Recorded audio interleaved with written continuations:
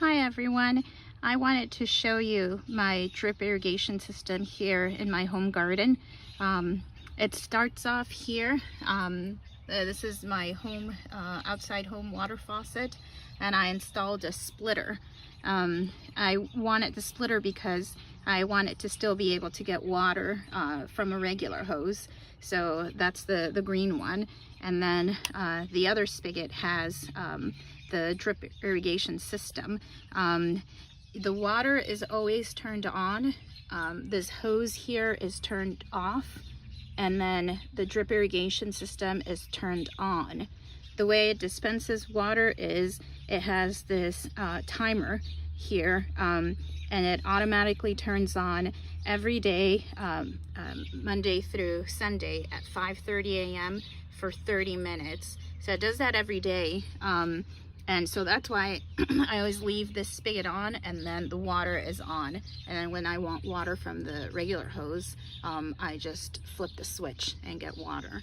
Then after that, there's this pressure regulator. I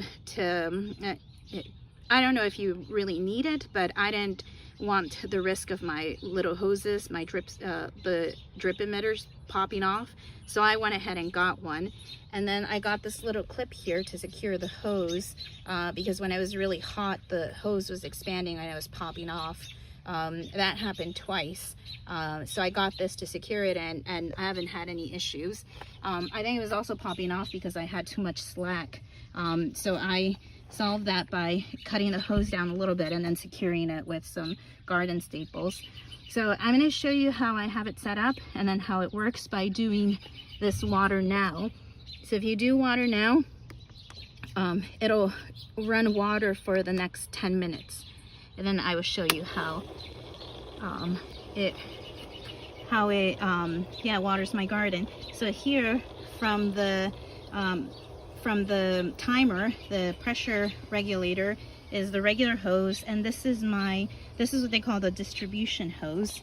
And the distribution hose goes here, and then there is a T, and it splits here to go to the deck and water my deck plants, and then the other way goes to my garden bed. And I buried it here so that the lawnmower wouldn't ruin my hose. So it's not that deep, but I buried it under the grass. And then the thing with the distribution hose is that you can't have any kinks. So I bought all these little elbows and T's and things like that to cut it and then connect it again. And it works really well. There are no leaks in the elbows and the T's. And then I just mapped out my garden to see where I needed to extend the distribution hose. And then I attached these brown emitter I guess they're the emitters. So this is the emitter hose. I bought this brown one because this one can bend. It doesn't matter if it has kinks and things like that. It doesn't develop the kinks, it just bends into like a circle. So it has holes every 6 inches, which is perfect for my garden and the way I have my my plants spaced out. So you can see them dripping here. So what you have to do is punch little holes into the distribution cable, your distribution hose, and then attach the little black thing that connects your hose to the emitter hose. And when you're done using that hose, you just cut it and put a little stopper on the other end, and then it stops the water. And so it just delivers water on the little hose on the emitters. You can see it better here. These are my potatoes, and you can see I have the brown hose here, and it just curls all around the potatoes. See, so it curls here, curls around, and then I have it secured here with a garden staple, and then this is the stopper, and it is watering my potatoes. So holes every 6 inches, and it just covers this whole one cable, or one brown hose covers this whole area. You can do different things. You don't have to do the cables. I have something else here, something different.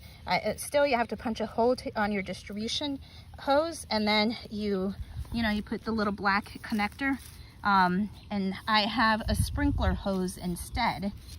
And this melon plant has a sprinkler setup. I didn't do a brown distribution cable here, a brown emitter hose here, because the plants were too separated, were too far apart. So I thought the sprinkler would be better to just deliver water to the roots. And this is what I actually have set up on my pots. And I'll show you that. But here are, you can see, you know, I only have one connection, and it loops all around the tomatoes and then back here. So so you don't need to make a lot of holes on your distribution cable. You just kind of have to map out your garden. So see here, this is where I have it, and then it wraps all around the tomatoes, and then I have it here for my cucumbers. All right, I'm going to show you my pots on the deck so you can see how they are connected. I already watered this morning, so this video is just to show you how it works. So you see here, my distribution cable goes all around the deck, and then I have the sprinkler hose, which has no emitter hose. It is just a hose, and then it's attached to a little sprinkler. And then you can turn it higher if you want more water, or lower if you don't want that much water. So I already watered, it already automatically watered this morning, so it doesn't need that much water right now. But you can see here, this is my little fig tree. See, and you can do it however you want. And then once you're done with your distribution cable, you can clip it off, and then that'll stop the water from pouring out. And I do see a little bit of water dripping here, so you can actually put a cap on here to stop that. So I think I'm gonna do that. I'll put a cap on here because I do see some water. So that's it. This is my drip irrigation. And then some of the plants, I have a plant underneath because the water does overflow. So I have a little plant under here, and I have my little watering can there to collect some water. But everything else is doing pretty good. My flowers here, they drip down to this pot, and then this one too, that drips down to the pot below. I only have the emitter, the sprinkler here on top, and then it drips all the way down to my little tier pot holder, my shelves. So that's it. Bye.